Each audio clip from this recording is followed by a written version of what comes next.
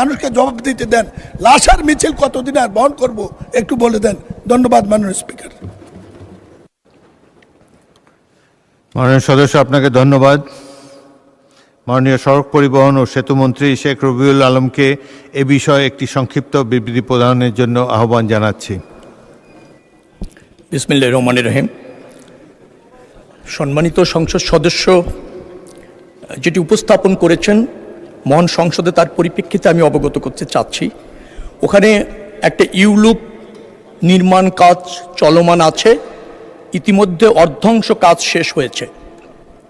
এই মুহূর্তে ওই প্রকল্পের ব্যয় বাড়ানোর কোনো সুযোগ নেই, যার ফলে আমরা ভূমি অধিগ্রহণের যে ব্যয় সেটাকে সীমিত করে পূর্ত কাজের ব্যয় আরেকটু বাড়িয়ে যে বাজেট আছে সেটাকে অ্যাডজাস্ট করে এখানকার যে ওভারপাসটা আছে সেটা সম্প্রসারণ করবার জন্য আমলে নিয়ে ইতিমধ্যে